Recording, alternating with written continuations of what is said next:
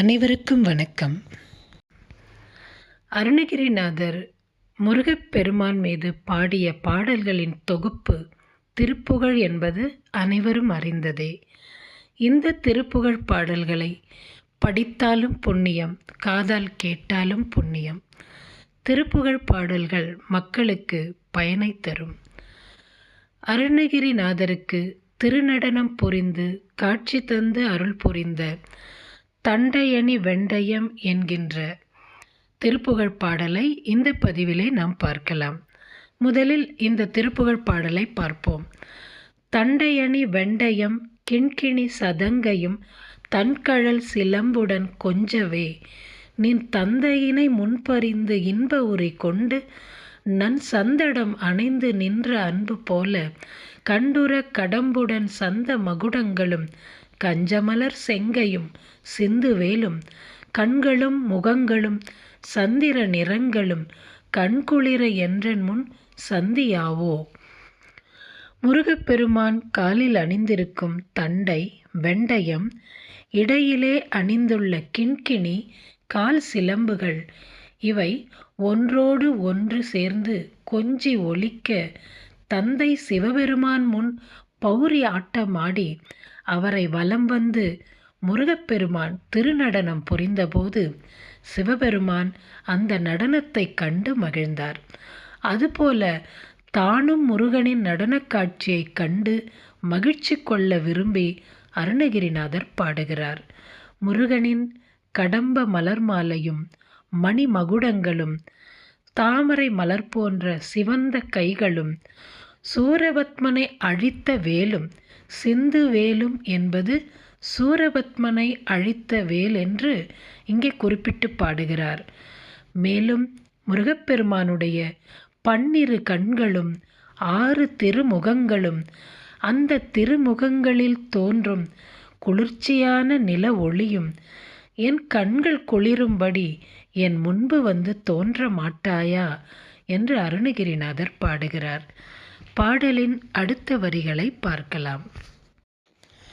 புண்டரிகர் அண்டமும் கொண்ட பகிரண்டமும் பொங்கியழ வெங்கலம் கொண்ட போது பொன்கிரி என சிறந்து எங்கினும் வளர்ந்து முன் புண்டரிகர் தந்தையும் சிந்தை கோர கொண்ட நடனம் பதம் செந்திலும் என்றன் முன் கொஞ்சி நடனம் கொளும் கந்தவேளே கொங்கைக்குற மங்கையின் சந்தமனம் உண்டிடும் கும்பமுனி கும்பிடும் தம்பிரானே.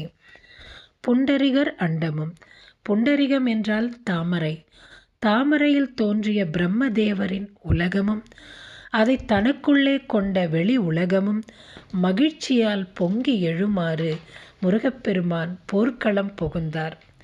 போர்க்களத்தில் எதற்காக புகுந்தார் என்பது நமக்கு தெரியும். சூரபத்மனோடு போரிடுவதற்காக போர்க்களம் புகுந்தார்.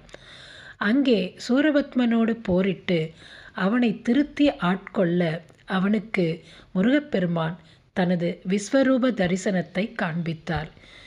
இந்த தரிசனத்தை அருணகிரிநாதர் இங்கே பொன்கிரி என குறிப்பிடுகிறார்.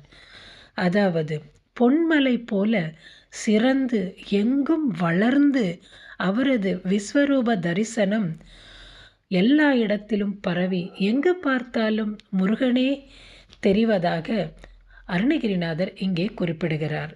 இந்த விஸ்வரூப தரிசனத்தை புண்டரிகர் தந்தையான திருமால், அதாவது புண்டரிகர் யார்? பிரம்மதேவர். தாமரையில் தோன்றியவன் பிரம்மதேவன். அந்த பிரம்மதேவனுக்கு தந்தை திருமால்.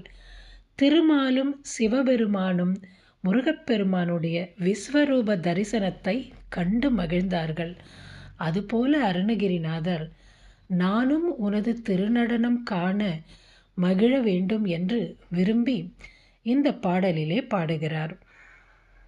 உன் திருநடனம் காண எனக்கும் அருள வேண்டும், சந்தன நறுமணம் வீசும் வள்ளி பிராட்டியை அணைத்த கந்த பெருமானே, கும்பமுனி அகத்தியர் வணங்கும் தம்பிரானே என்று போற்றி பாடுகிறார் அருணகிரிநாதர்.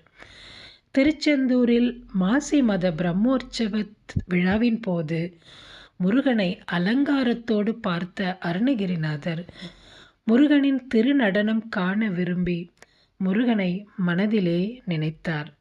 அப்பொழுது முருகப்பெருமான் கூட்டம் மிகுதியால் அவரை சந்நிதியின் பின்பக்கமாக வரச் சொல்லி அவருக்கு காட்சி தந்து திருநடனம் புரிந்து அருள் புரிந்தார்.